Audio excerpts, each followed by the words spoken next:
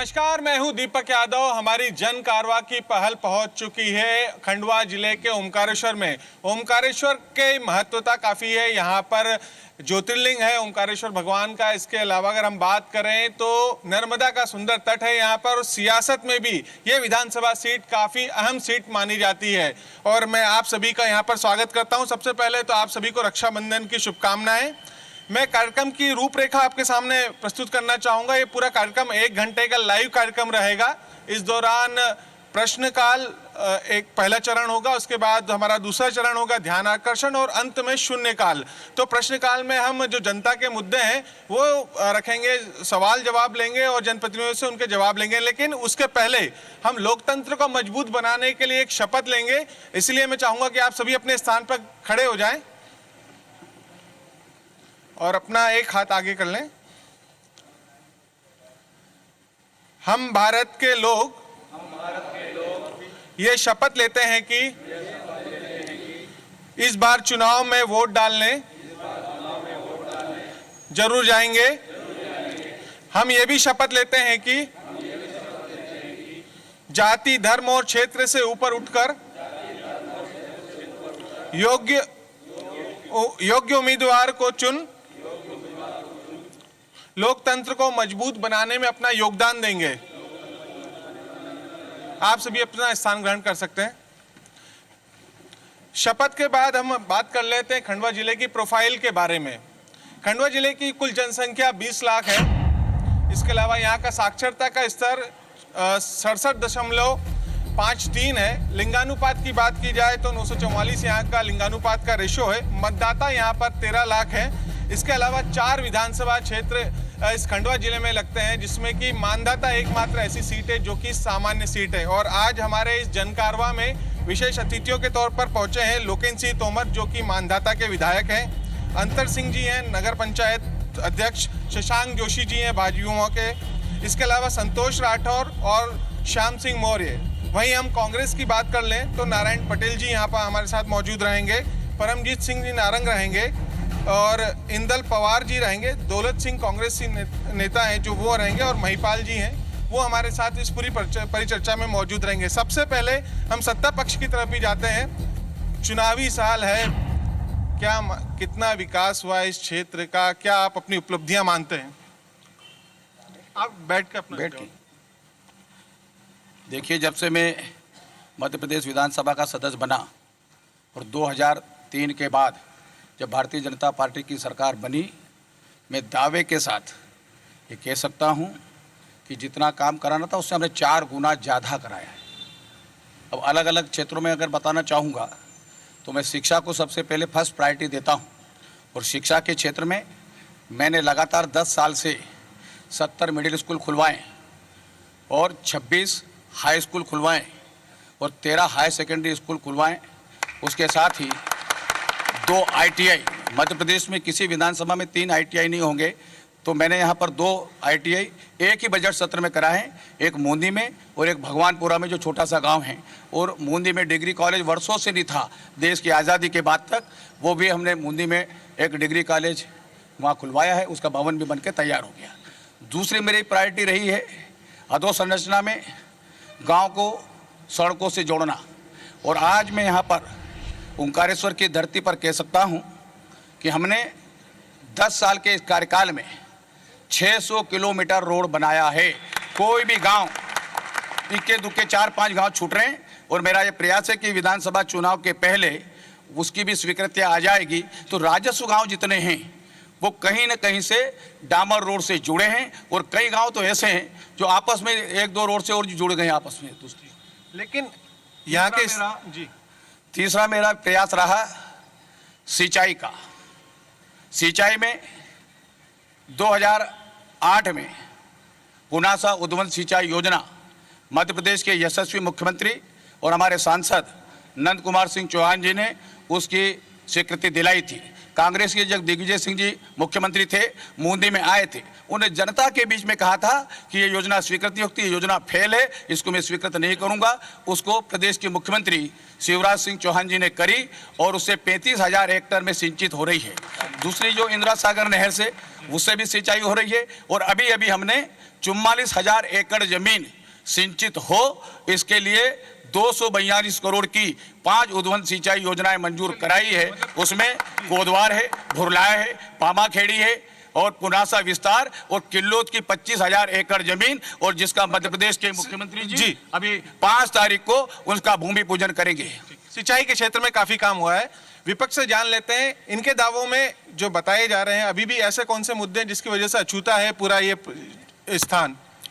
देखिए, ये खंडवा जिले का मानदाता एरिया एक ऐसा एरिया आता है कि यहाँ की किसानों की, मजदूरों की बहुत बड़ी, मैं तो कहूँगा कि उनका त्याग रहा है। 254 गांव नर्मदा सागर विस्थापन में आए हैं, 36 गांव अपने ओंकारेश्वर में आए हैं, 12-14 गांव थर्मल पावर प्लांट में आए हैं, और ये मध्य प्रदेश में पावर हब बनने वाला है। यहाँ 4,000 मेगावाट बिजली उत्पादन होने वाली है। इसकी शुरुआत आप देखें, इसकी शुरुआत कांग्रेस के टाइम से हुई है। जितने भी प्रोजेक्ट बड़े बड़े आए हैं उसमें कांग्रेस का योगदान रहा है। इंदिरा सागर का हो, नर्मदा सागर का हो या थर्मल पावर प्लांट का हो। ये सिंचाई की अभी बात जो कह रहे हैं, हकीकत ये सारी डेमों से सिंचाई हुई है। इसकी शुरुआत तो कांग्रेस की है और कांग्रेस ने धरातल पे काम किया है। निश्चित आने वाले टाइम में भी कांग्रेस अपने वादे पे खरे उतरेगी। अभी जो भाई साहब ने कहा है कि मानधाता में कुछ दिन पहले आया था, पेपरों में आया था कि 95% सिंचित एरिया हो चुका है। मैं दावा करता हूं कि उद्वहन सिंचाई जहां भी है वहां हर गांव में कम से कम 300 से 200 एकड़ जमीन ऐसी अधूरी है, उनके मापदंड के मान से लाइनें नहीं डली हैं, तो उसका हम वो विरोध करते हैं। और दूसरा ये है कि इस क्षेत्र में इतनी भौगोलिक स्थिति बनी हुई है कि आपने अभी सिंचाई और अपने विकास के बारे में कही। 400 मेगावाट 4,000 मेगावाट बिजली यहाँ उत्पादन हो रही है, तो ऑटोमेटिक देश का एक ऐसा एरिया है, क्या विकास तो होना चाहिए। और मैं आपसे पूछना चाहता हूँ कि इतने बड़े बड़े प्रोजेक्ट लगे, उसमें हमारे शिक्षित बेरोजगारों के लिए क्या पॉलिसी बनी? बिल्कुल सही सवाल है। हम लोगों से जानने की कोशिश करते हैं, आज यहाँ पर इतने बड़े बड़े प्रोजेक्ट लगे हुए हैं, कितना विकास हो पाया इस क्षेत्र का? विकास तो हुआ ही है, और विकास माननीय विधायक जी और माननीय नंदू भैया के कारण हुआ है, भाजपा शासन के कारण हुआ है। आज ओंकारेश्वर को भी देखें तो आज से 10 साल या 15 साल पहले जाते हैं तो ओंकारेश्वर बहुत ही पिछड़ा था, और आज वर्तमान में विकास ही विकास हो रहा है, वो पूरे क्षेत्र में हो रहा है। सड़कों का जाल बिछा हुआ है, शिक्षा के इसमें स्कूलें बनी हुई है, ओंकारेश्वर में भी स्कूल आप देखो तो बनी हुई है, और विकास हुआ है। विकास हुआ इनका कहना है। युवाओं को कितना रोजगार मिला है यहाँ पर? जी, युवाओं के रोजगार के पहले मैं 2 शब्द बोलना चाहता हूं शिक्षा के बारे में। शिक्षा में डिग्री कॉलेज कितने हैं मानदाता विधानसभा में? पता है किसी को? नहीं, क्योंकि डिग्री कॉलेज है ही नहीं, सिर्फ एक ही है। किसी ने भी बनवाया है, लेकिन किसी भी बच्चे को पढ़ने के लिए इंदौर जाना पड़ रहा है, खंडवा जाना पड़ रहा है। और इसके बाद उद्वहन सिंचाई योजना की बात कर रहे हैं। योजना नहर लाने वाले तो हम ही हैं, उसके बाद उस पॉइंट को लेके आप आगे बढ़े हो, पहले तो हम ही लेके आए ना उसको। व्यापारी क्षेत्र है ओंकारेश्वर, कितना विकास हुआ है, क्या मानते हैं? जितना विकास होना था उतना नहीं हुआ है। और NHDC जो यहाँ पे पावर जनरेट होता है और इतनी बड़ी योजना हुई लगी है यहाँ पे, लेकिन यहाँ के स्थानीय शिक्षित बेरोजगारों के लिए कोई पॉलिसी नहीं रही। यहाँ किसी गांव के एक भी बच्चे को नौकरी उस NHDC के माध्यम से नहीं मिली है। चलिए, मतलब शिक्षा के क्षेत्र में जो दावे किए गए थे वो यहाँ पर बताए जा रहे हैं। कितना क्षेत्र में विकास हुआ, क्या मानते हैं?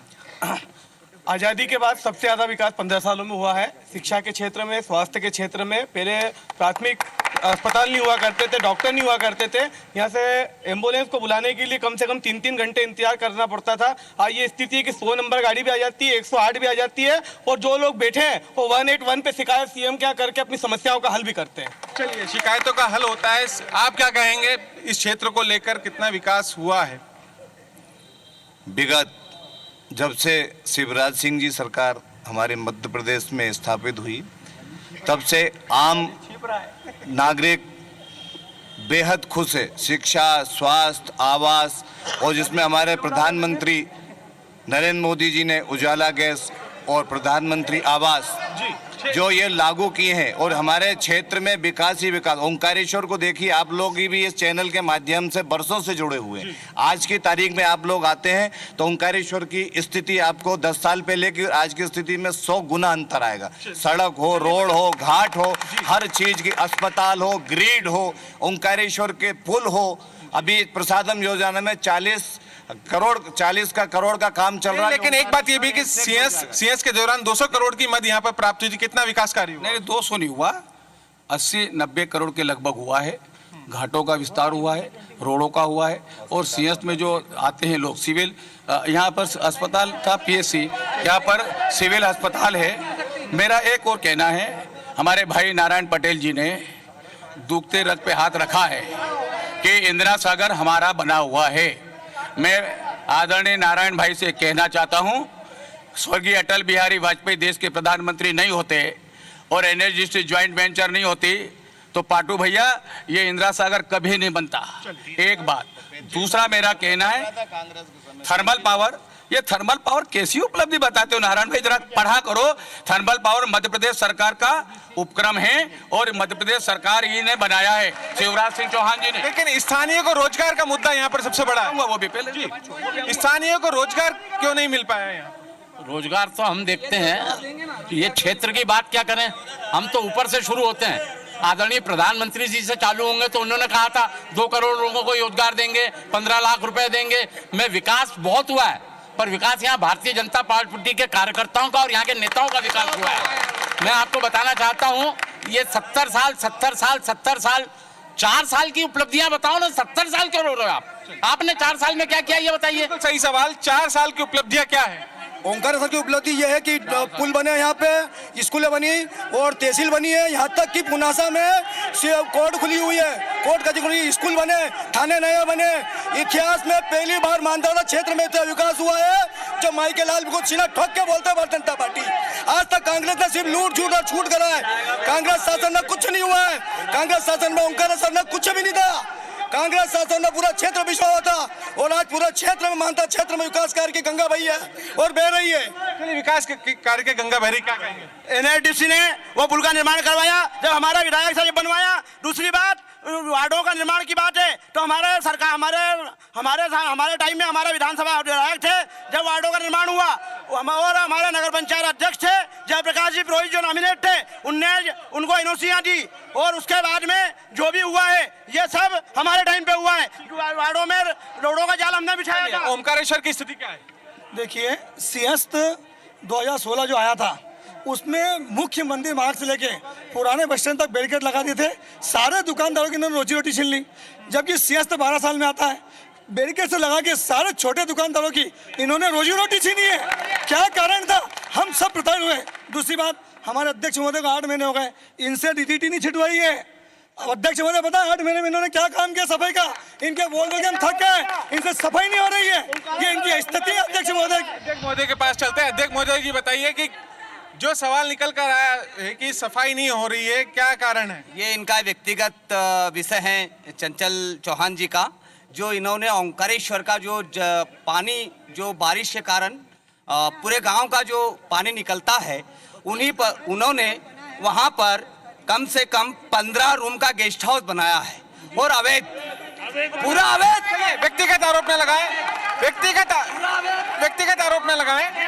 आरोप न लगाएं और मेरे पास जाएं, मैं व्यक्तिगत आरोप न लगाएं। रहा साफ सफाई का मामला, तो हमारे यहाँ के न्यायाधीश कलेक्टर महोदय इसका निर्माण, इसकी देखरेख स्वयं साफ सफाई के मामले में कर रहे हैं। श्रावण मास हुआ चाहे अमावस हो, स्वयं प्रशासन के नजरों में हमारे ये सफाई का कार्यक्रम। लेकिन एक बड़ा सवाल है कि यहाँ पे अभी भी तीर्थ यात्रियों से पार्किंग शुल्क, एंट्री शुल्क क्यों लिया जाता है? पार्किंग शुल्क एक तीर्थ कर बंद कर दिया है। वैसे पार्किंग शुल्क क्या होता है कि एक शासन की एक आय होती है, उस आय को अपन घटा नहीं सकते हैं। आय को स्रोत हैं, वैसे इन्हीं के ब्लीचिंग पाउडर वगैरह जो साफ सफाई है, जो सफाई कर्मी है, ये इन्हीं के माध्यम से चलाया जाता है। कहा जा रहा है कि साफ सफाई हुई है, क्या हुआ है? मैं आ रहा हूँ आपके पास जी। पहले व्यक्तिगत आरोप नहीं लगाएंगे। आप शांत रहिए, आप शांत रहिए, आप शांत रहिए। बिल्कुल, विधायक महोदय आप बैठिए, आप शांत रहिए, आप अपने जगह पे बैठिए, स्थान पे बैठिए। आप सभी को पूरा लाइव देखा जा रहा है। विधायक जी आप बैठिए, महिपाल जी आप। ये लगातार इस तरह के कोई भी आरोप प्रत्यारोप नहीं लगाएगा, व्यक्तिगत आरोप प्रत्यारोप कोई नहीं लगाएगा। यहाँ पर कार्यक्रम ये लाइव जा रहा है। आप ओमकारेश्वर का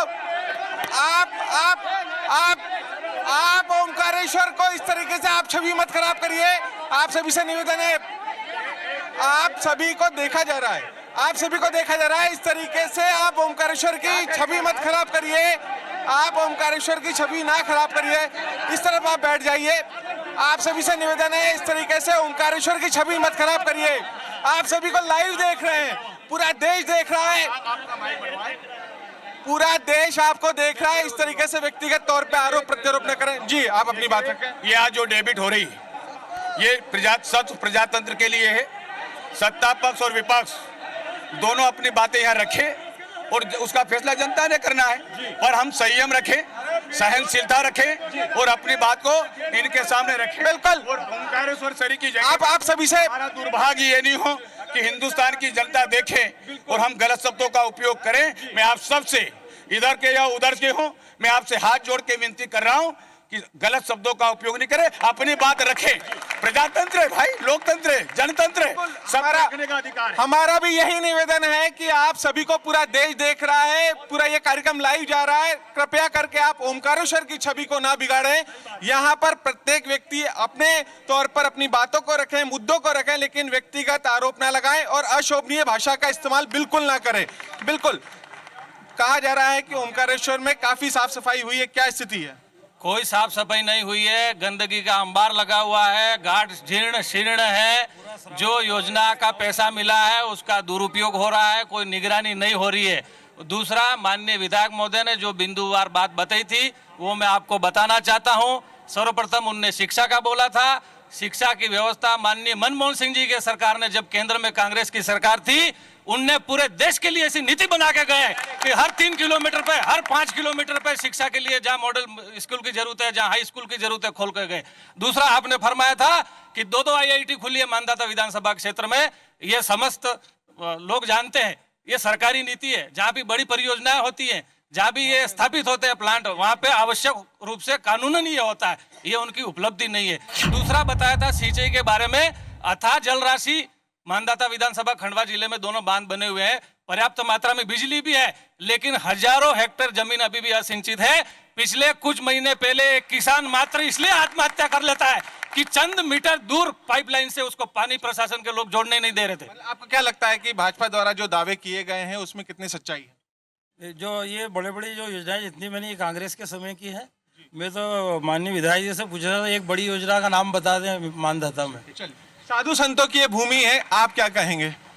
देखिए, ओंकारेश्वर की भूमि है और ओंकारेश्वर की भूमि में सबसे पहले मैं सभी से ये कहना चाहता हूँ, पहले तो आप भाईचारे का व्यवहार बनाएं, शब्दों का उपयोग तरीके से करें। हम यहाँ विवाद करने नहीं आए, हम ओंकार महाराज की नगरी में बैठे हैं, तो यहाँ की मूलभूत सुविधाएं हैं। मैं सभी से कहना चाहता हूँ, मैं विधायक महोदय से कहना चाहता हूँ कि हमारा ओंकारेश्वर क्षेत्र में लाखों पब्लिक आती है, तो यहाँ पे तो ओंकार महाराज और नर्मदा माई ही यहाँ की व्यवस्था देखती हैं।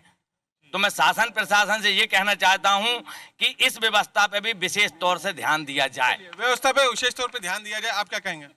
यदि हम बात करें आज के 15 साल पहले जब दिग्विजय सिंह महाराजा साहब का शासनकाल था, तो जब मानदाता विधानसभा क्षेत्र में घुसते थे ओंकारेश्वर की तरफ जब गाड़ी आती थी तो ऐसा एक वीरान सा लगता था, बड़े बड़े गिट्टे इस रोड पे पड़े होते थे। मगर आज मानदाता विधानसभा क्षेत्र में सड़कों का जाल बिछा है। जो आदमी मुंदी जाने में 3 घंटे बस लेती थी, आज यहाँ ओंकारेश्वर से 40 मिनट के अंदर मुंदी गाड़ी जाती है। और हम यदि विकास की बात करें तो एक तहसील का दर्जा दिलवा दिया, कोर्ट ग्राम पंचायत में खुल गई है। ये भारतीय जनता पार्टी की सरकार ने करा है, शिवराज सिंह जी चौहान ने करा है। और यदि हम बात करें तो वहां पर रजिस्ट्रार से लगा के, SDOP कार्यालय से लगा के इतना संपूर्ण विकास हुआ है। इनके समय में हम देखते थे कि बिजली की क्या स्थिति थी। यदि 2 घंटे बिजली कंटिन्यू रह जाती थी तो ऐसा लगता था कि हमारे देश में दीपावली मन रही है। आप क्या कहेंगे? जी साहब प्रणाम। मैं एक गरीब महिला हूँ, मैं 80 वर्ष की हूँ। मेरे को बहुत, मेरा बेटा तकलीफ छोटा वाला दे रहा है। मेरे पास एक 3 कमरे का मकान है, मैं वहाँ रहती थी, तो वो एक प्लाट मेरे पास पड़ा हुआ है, तो वो प्लाट पे कब्जा कर रहा, मुझे मार कर निकाल रहा और मेरे मकान में ताला डाल दिया। मैं दर दर ठोकर खा रही हूँ, पानी में फिर रही, इसलिए मेरा ताला खुलना चाहिए। ठीक है, बिल्कुल इनका ताला खुलना चाहिए। बुजुर्ग महिला है, उनको लेकर उनकी समस्या है। फिलहाल ये हमारा प्रश्नकाल था, इसके बाद हम ध्यान आकर्षण की तरफ बढ़ते हैं। ध्यान आकर्षण में अब जवाब भी ले लेते हैं। कहाँ हैं आपके बेटे, किस पार्टी से? दोनों पार्टी में एक। मैं तो जो मेरा साथ देगी वही मेरा बाप है, मैं किसी पार्टी में नहीं है। मेरा जो ताला खुलाएगा मैं उसी की हूँ। ये यहाँ पर ये पारिवारिक समस्या थी, लेकिन हम अब क्षेत्र की समस्याओं को लेकर बात करते हैं। लगातार यहाँ पर कहा जा रहा है कि जो क्षेत्र का विकास होना चाहिए था, यहाँ पर बड़े बड़े प्रोजेक्ट आए, लेकिन अभी भी बेरोजगारी की स्थिति बनी हुई है।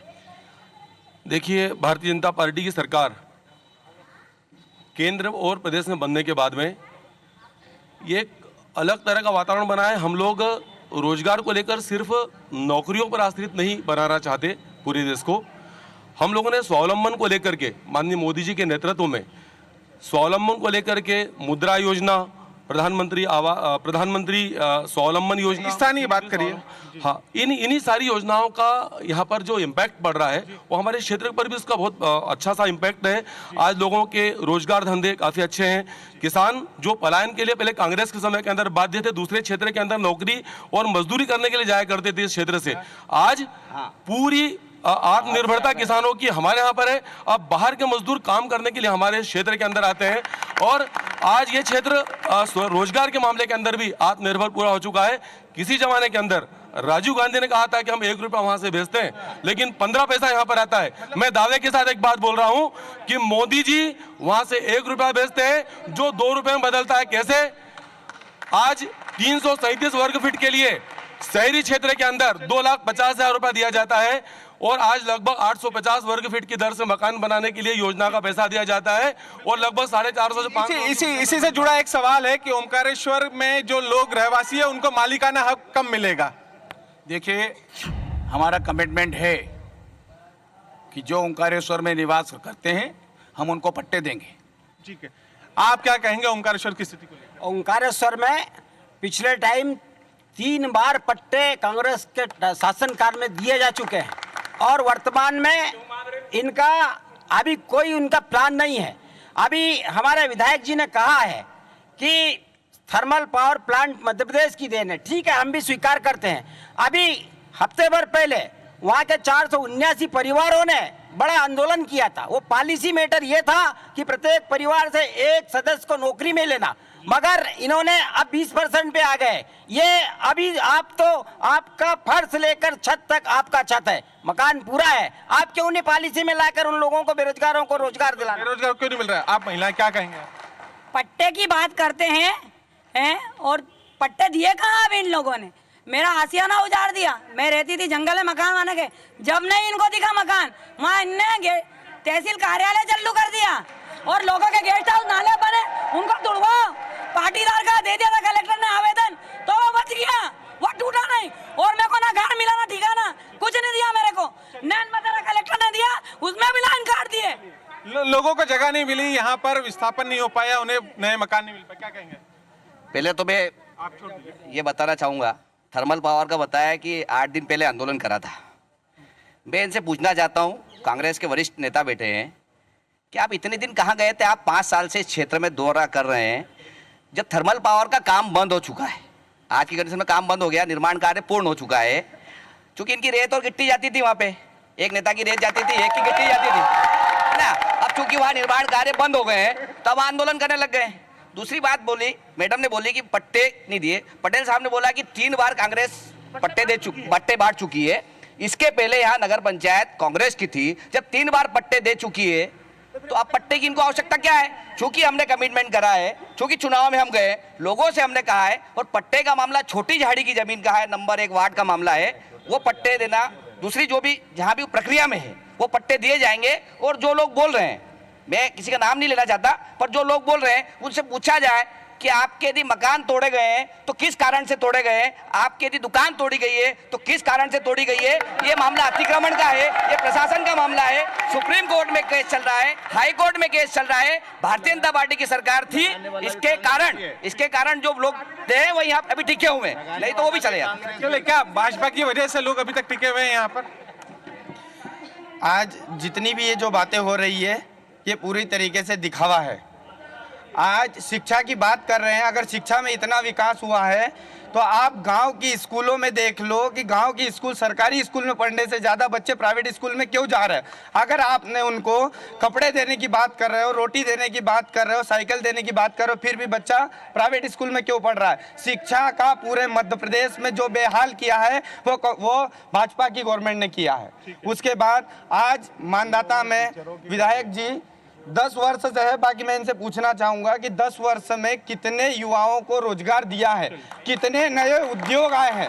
इस मानदाता में किसानों की इतनी हालत खराब है कि उनके आज चने के पैसे, आज 5 महीने हो गए हैं चने तुलने को, आज तक उनके बोनस के पैसे नहीं डले हैं, चने के पैसे, बीमा योजना के पैसे नहीं डले। इतनी समस्या होने के बाद बोलते हैं कि हमने विकास किया है, विकास पुरुष। ऐसे कोई विकास पुरुष नहीं होते हैं। ठीक है, बिल्कुल। क्या किसानों को अभी तक पैसा नहीं मिल पाया? बिल्कुल जी हाँ सर, लोगों का चने का बोनस नहीं मिल पाया है।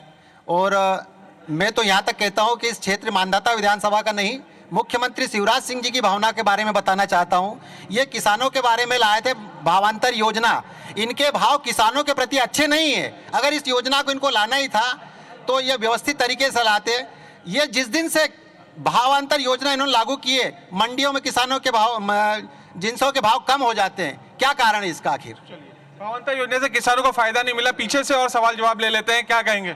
जैसे भाई साहब ने बताया कि कोई रोजगार नहीं मिला, मैं एक हितग्राही हूँ। मेरे को मुख्यमंत्री स्वरोजगार योजना में मैंने उसका लाभ लिया और मैं अभी भरपूर कमा रहा हूँ।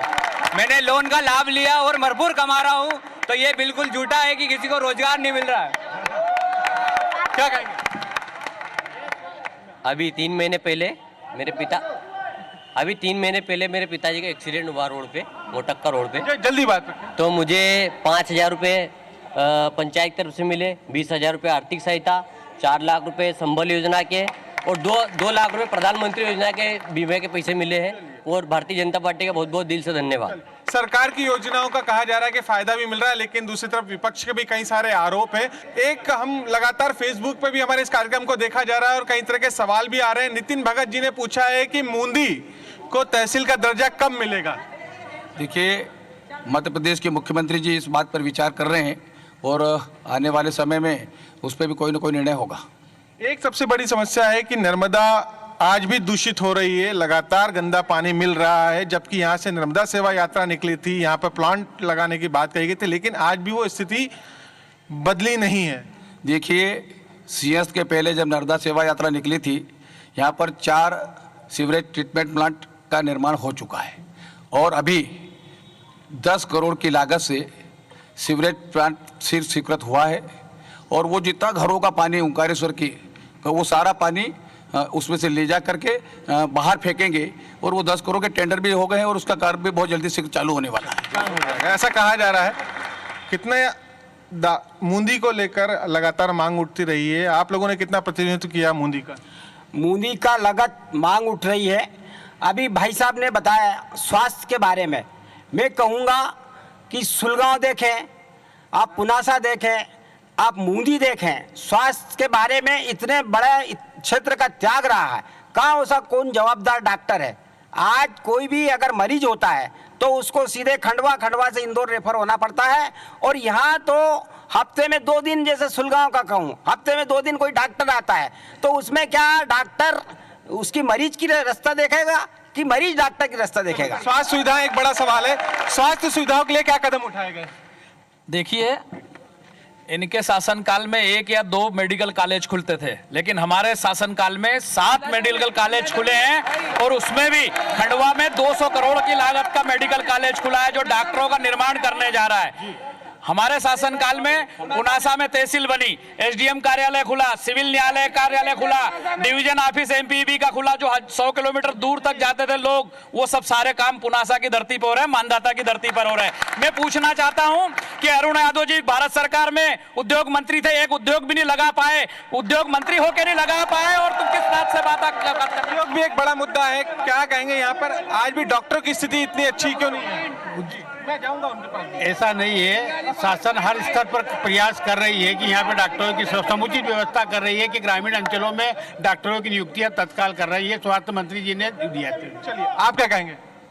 2003 के पहले ओंकारेश्वर और मुंदी नगर पंचायत में कांग्रेस की नगर परिषद थी, जबकि स्थिति क्या थी, और आज हमारी दोनों जगह भी नगर पंचायत है, और आज की स्थिति क्या है। और किसानों के मामले में 2003-4 में 500-600 रुपए क्विंटल गेहूं बिकता था। हिंदुस्तान में कोई भी मंडी में नेट खोल कर देख लें, नेता लोग, मेरे मित्र लोग बैठे हैं, 2000 रुपए क्विंटल किसानों को मुख्यमंत्री जी ने दिया है, और किसान सक्षम हुआ है और मजबूत हुआ है। मोदी जी और हमारे नंद कुमार सिंह जी चौहान और शिवराज जी और लोकेन्द्र सिंह जी विकास।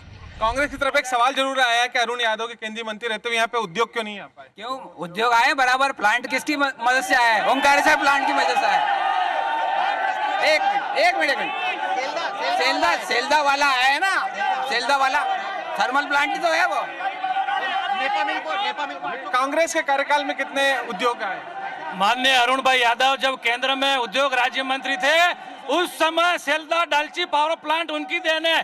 खंडवा जिले में भी भीड़ के पास में एक पावर प्लांट लेके आ रहे थे, प्रस्तावित हो चुका था, जिसको निरस्त करवाया। दूसरा, ओंकारेश्वर की ज्वलंत समस्या, वार्ड नंबर 1 से 6 तक उनको पट्टे क्यों नहीं मिल रहे, मत का परिवर्तन क्यों नहीं हो रहा है? शिवराज सिंह जी बहुत पूरे मध्य प्रदेश में पट्टे बांट रहे हैं, जहाँ दशकों से लोग रह रहे हैं अपने घरों में, सदियों में रह रहे हैं, उनको घर घर जाके पट्टे बांटने की क्या आवश्यकता है? भारी बेरोजगारी है, युवा दर दर की ठोकरें खा रहा है, और ये शासन व्यवस्था फेल है। क्या कहें? शासन व्यवस्था अरुण यादव जी के रहते हुए यहाँ पर उद्योग धंधे क्यों नहीं आ पाए?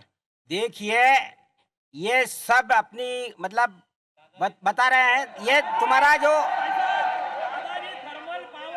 जी जल्दी, ये जो मेडिकल कॉलेज खंडवा में जो आया है, माननीय अरुण यादव जी ने लाया है। थर्मल पावर नेपा मिल में 900 करोड़ रुपए वो उनके कार्यकाल में आए हैं, वहाँ उसके मेंटेनेंस के लिए, और वो मिल आज बंद के कगार पे है, पर उनने 900 करोड़ रुपए रिलीज कराए हैं वहाँ पे पूरे मिल।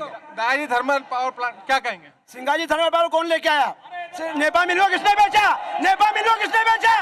नेपा मिल को किसने बेचा, यही पता लगाएं। और ये डैम, ओंकारेश्वर डैम बना, इसमें रोजगार में क्यों नहीं लगाया युवाओं को? क्या युवा मर गए मानदाता विधानसभा के, कि युवा नहीं है, कि इनके बच्चे नहीं पैदा हुए? स्थानीय को रोजगार क्यों नहीं मिला? सिंगाजी थर्मल पावर मेरा प्रदेश का मुख्यमंत्री शिवराज सिंह लेके आया, इनका उद्योग मंत्री अरुण यादव रहते हुए दादाजी धूनी वाले थर्मल पावर का नाम रखा। 1 रुपए की जमीन अधिग्रहित हुई, 15-15 हजार लोगों को कागज पे रोजगार देने की बात करी, और वो दादाजी धूनी वाले थर्मल पावर का मामला आज भी शून्य अटका पड़ा है। शर्म करो मेरे भाइयों। स्थानीय को कितना रोजगार मिला? स्थानीयों को निश्चित रूप से रोजगार मिला है। मुख्यमंत्री जी की और माननीय मोदी जी की जितनी योजना है वो अप्रत्यक्ष रूप से लोगों से जोड़ती है, और इसके उदाहरण युवाओं में दिख रहे हैं। युवाओं का कहना है कि युवाओं को रोजगार मिलेगा, क्या स्थिति है? लेकिन आज भी लगातार आरोप क्यों लगते हैं, उद्योग क्यों नहीं? पटेल साहब बता रहे हैं कि हमारे कार्यकाल में, अरुण यादव जी के कार्यकाल में 900 करोड़ आए। जब 900 करोड़ के कार्यकाल में आए थे तो रोजगार की समस्या भी इतने दूर करना था उस समय। दूसरी बात, एक पिपरी गांव है छोटा सा, अरुण यादव को वहाँ पे लोग भगवान मानते हैं, भगवान, पूरे घर में उनके यहाँ फोटो लगे हुए हैं, पटेल साहब की भी फोटो लगे हुए हैं। अरुण यादव जी जब यहाँ पे सांसद थे, जब वहाँ एक प्रधानमंत्री का सड़क नहीं बनवा पाए, एक छोटी सी कच्ची सड़क नहीं बनवा पाए। दूसरी बात रही समस्या रोजगार की, तो यहाँ रोजगार की समस्या है, बेरोजगार है, पर उसके पीछे कुछ कारण है। पुनः थर्मल पावर में आज भी हमारे स्थानीय लोग काम कर रहे हैं। थर्मल पावर में आज भी स्थानीय लोग काम कर रहे हैं। पुरनी, सात मोहिनी, खेगांव, मुंदी आसपास के लोग काम कर रहे हैं आज भी। कुछ बाहर के लोग आए हैं, कुछ यहाँ के नेता ये चाहते हैं कि थर्मल पावर नहीं चले, यहाँ के नेता चाहते हैं कि थर्मल पावर नहीं चले, इसलिए हड़ताल करते हैं। इसलिए अधिकारी यहाँ लोकल के लोगों को नहीं लगाना चाहता कि वो हड़ताल करते हैं, नेतागिरी करते हैं, और नेता ही लोग वहाँ पे ठेकेदारी कर रहे हैं, और 99% कांग्रेस के लोग वहाँ पे ठेकेदारी कर रहे हैं। क्या स्थानीय को रोजगार इसलिए नहीं मिल रहा क्योंकि यहाँ पे यूनियन बाजी होती है? देखिए, लोगों का कहना है कि रोजगार नहीं मिल रहा है। कल ही माननीय मुख्यमंत्री स्वरोजगार योजना में मुझे 2 लाख रुपए का चेक दिया गया है। चलिए यहाँ पर सूरजगढ़, क्या यहाँ का जो स्थानीय क्या यूनियनबाजी करता है इसलिए नहीं रखते? ये सब झूठ बोल रहे हैं भारतीय जनता पार्टी के लोग। हकीकत ये है कि मानदाता विधानसभा खंडवा जिले का पुनासा तहसील बड़ी बड़ी परियोजना के कारण से सबसे ज्यादा प्रभावित हुआ है।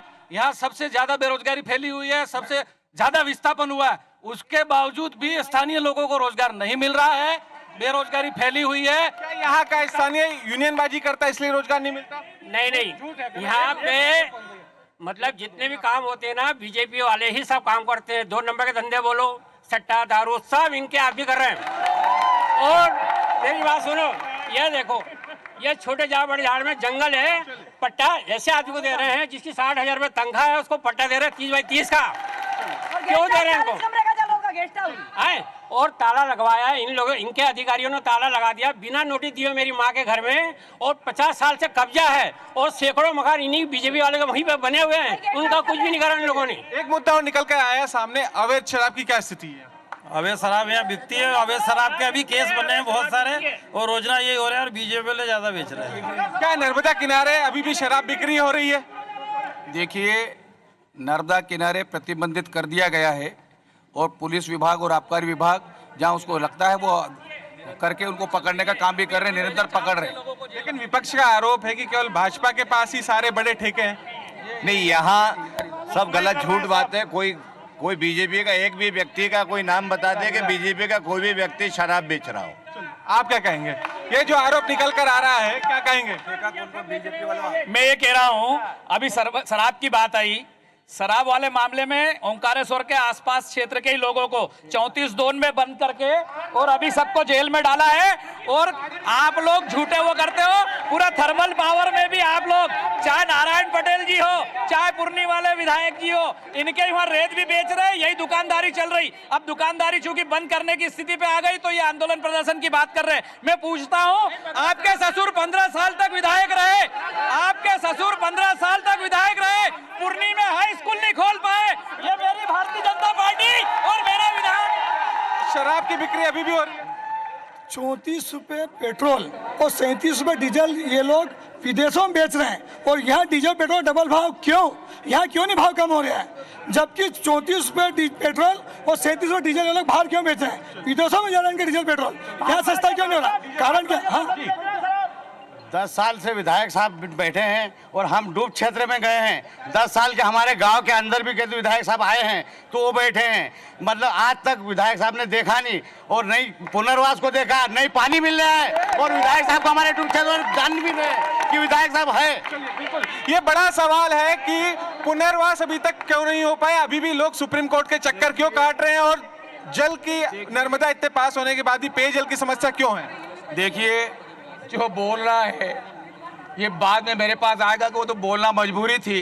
और कांग्रेस के सारे नेता, मैं दावे के साथ कह सकता हूं, ये सब मेरे पास काम कराने के लिए आते हैं और मैं इनके काम करता हूं दावे के साथ। ये गंभीर आरोप है, ये गंभीर आरोप है। मैडम, मेरे को बोलने दीजिए।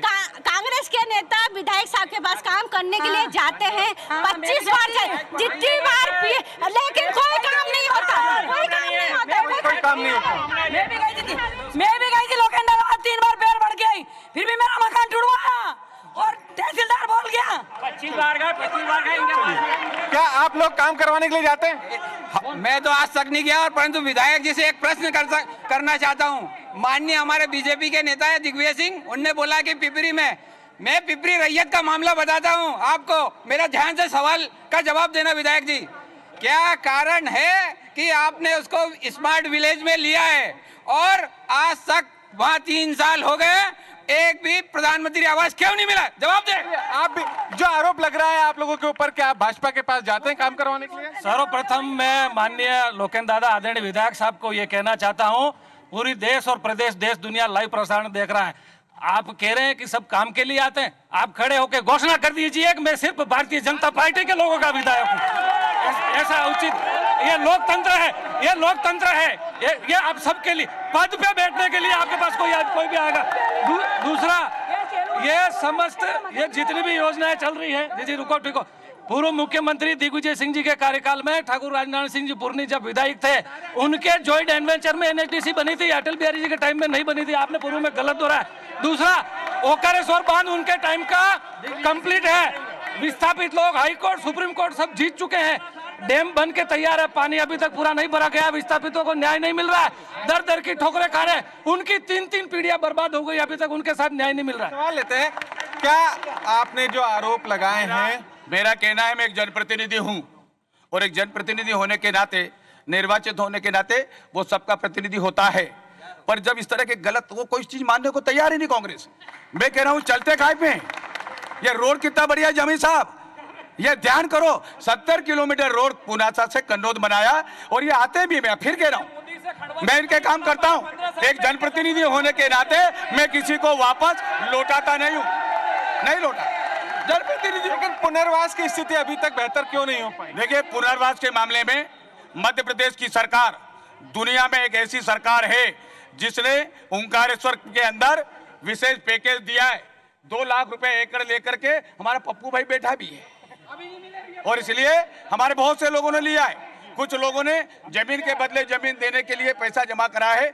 हमने भी कहा है अगर वो आएंगे हम उसके बारे में कोई न कोई समस्या का हल कराएंगे। जहां तक सवाल पानी का है, पुनर्वास में वो मोटर जल गई और इसके कारण वहां पानी नहीं मिल पा रहा है, बराबर पानी मिल रहा है। वैसे पूछ लेते हैं, अभी भी पेयजल की स्थिति अच्छी नहीं है, बेहतर नहीं है, क्या स्थिति है? बिल्कुल जी बताएं जी, बिल्कुल खुल के बताइए अपनी बात को। हाँ सर, ये लोग कहते हैं कि किसान बहुत मर रहे हैं। कुटला, दमनगांव, बन्नागर, मकड़, कच्छ, पिपराड़, ये इतने भी एरिया वाला पूछो कहीं का किसान। मैं भी किसान हूँ, मेरी 2.5 एकड़ जमीन है। मेरे को शिवराज सिंह तरफ से 50,000 रुपए मिलते हैं और अभी भी 10,000 का खाद मिला। इन लोगों का काम है कि किसानों को मरवाना, इन्हें आंदोलन करवाना और किसानों को ले जाना, और ये पीछे भाग जाते हैं और हमको मरवाते हैं। हमको एक मैं बता रहा हूँ 95-96 की बात है सर, हम लोगों के ऊपर 700 रुपए कर्ज था। मेरे बाप के साथ में रात भर इधर उधर दौड़ा, मेरे बाप के ऊपर कर्ज था 700 रुपए और कांग्रेसियों ने मेरे पत्थर उचकाए और हमको रात भर दौड़ा इधर उधर। बिल्कुल ठीक है जी। ये प्रधानमंत्री आवास की बात कर रहे हैं। इंदिरा आवास मिलता था, 20,000 रुपए मिलते थे, 5,000 सरपंच, 5,000 सचिव, 5,000 अधिकारी, 5,000 बच्चे थे। शाम का दारू पीता था, सो जाता था। मकान कुछ नहीं मिलता था। 2.5 लाख का मकान बन के तैयार हो रहा है। ये नरेंद्र मोदी की देन है, भारतीय जनता पार्टी की। ये लगातार जो आरोप लग रहे हैं, आपके कार्यकाल में यहाँ पर कोई विकास नहीं हुआ, किसानों को परेशान किया गया। यहाँ पर ओंकारेश्वर में तो किसान है नहीं। दूसरी बात यह है कि सबसे बड़ी बात आपको बताता हूँ कि ओंकारेश्वर में जो वार्डों का गठन हुआ वो किसने करवाया? इनसे पूछिए पहले, इनने नहीं करवाया है। किसानों के मुद्दे पे बात करते हैं। हेलो, ये भाई साहब कुटला वाले जो बोल रहे थे कि मेरे 50,000 रुपए सरकार देती, किस बात का देती है? पहले इससे पूछे। मैं 40 एकड़ का किसान हूँ, इससे पूछे जाए ये 2.5 एकड़ में क्या करता है? इससे पूछा तो जाए किस बात के 50,000 दिए तेरे को? अरे अभी तो बीमा ले लिया है। अरे हमारा बीमा नहीं दिया है। कहाँ है हमारा बीमा? फसल बीमा नहीं मिल पाया, फसल बीमा अभी तक नहीं मिल पाया। 0% पर और 1.5 गुना फसल का लागत का 1.5 गुना भाव देने वाली मध्य प्रदेश की पहली सरकार है। आपने बोनस भी लिया है, खाते भी हो, गुर्राते भी हो और बुराई भी करते हो। लोग ऐसा कहते हैं जो किसका खाता है उसकी बात कर रहे हैं। फसल बीमा नहीं मिल पाया, लोगों का कहना है। 196 करोड़ रुपया राहत राशि मध्य प्रदेश सरकार ने दी है। और एक कार्यक्रम में बैठे थे भारत सिंह भाई, कांग्रेस के नेता, और बोले कि मेरे को 1 रुपया नहीं आया। पड़ोस में सोसाइटी अध्यक्ष बैठे थे, उन्होंने कहा कि 70,000 रुपए इनको राहत राशि मिली है। ऐसा तो झूठ बोल रहे हैं नेता लोग। आपके कार्यकाल को लेकर आरोप लगाया था कि संजीव पूछ नहीं रहे, ये जो पैसा जा रहा है, ये 50,000 कह रहे हैं, ये जो भारतीय जनता पार्टी के सदस्य हैं, सिर्फ उनके खातों में पैसा जाता है। और मैं आपको बताना चाहता हूँ, 28,000 करोड़ का कर्जा था मध्य प्रदेश पे जब दिग्विजय सिंह जी ने सरकार दी थी। आज 2.25 लाख करोड़ का कर्जा है। ये हम सबको कर्जे में डाल दिया इन लोगों ने। क्या कहेंगे आप किसानों की स्थिति? आपके ऊपर भी आरोप लग रहे हैं कि आपके कार्यकाल में यहाँ पे किसानों को परेशान किया गया। देखिए, मैं भी एक किसान हूँ और मनमोहन सिंह जी की सरकार में मैं खुद सोयाबीन उपज करता हूं, पैदा करता हूं। उस समय 2011 में 45 रुपए कुंटल के बिल मेरे पास रखे हैं और अभी वर्तमान 2018 के 400 कुंटल के सोयाबीन के 2500 रुपए के हिसाब से बिल रखे हैं। क्या 10 साल बाद रिवर्स गियर लगा है कि आगे बढ़े? और दूसरा, वर्तमान में इस मानधता की बात कहूं कि यहाँ पे 2017 में किसान सोयाबीन की फसल नष्ट हो चुकी थी, खराब हो चुकी थी, उसका बीमा आज तक नहीं मिला। बीमा अंतिम आप सीधा सा सवाल है आपसे कि कितने यहाँ पर फसल बीमा मिला या नहीं मिला, ये अंतिम सवाल है इस कार्यक्रम का। नहीं, मेरा कहना है कांग्रेस 50-60 साल सरकार में रही, चाहे केंद्र में हो या मध्य प्रदेश में हो, इनने आज तक कृषि बीमा लागू नहीं किया। ये मध्य प्रदेश की और भारतीय जनता पार्टी और केंद्र की सरकार है जिसने बीमा लागू किया और आज किसानों के खातों में बीमा डल रहा है। 148 करोड़ रुपया खंडवा जिले में आया है और सूखा राहत में भी आया है। ये पक्ष और विपक्ष दोनों के हमने यहाँ पर सवाल जवाब सुने, सभी की बातें सुनी। यहाँ पर किसान को लेकर मुद्दा है, ओमकारेश्वर में जो जमीन की कब्जा है उसको लेकर मुद्दा है। इन सब तमाम मुद्दों को लेकर बातचीत हुई है और आने वाले दिनों में अब देखा जाएगा कि मानधाता विधानसभा सीट की सियासत क्या कहेगी। हमारी ये जो जन कार्रवाई की पहले लगातार इसी तरीके से बढ़ती रहेगी। आज हमारा ये जो कार्यक्रम हुआ है ओमकारेश्वर में, ये संपन्न हो चुका है और आज मैं आप सभी से अपनी इजाजत लेना चाहता हूँ। धन्यवाद।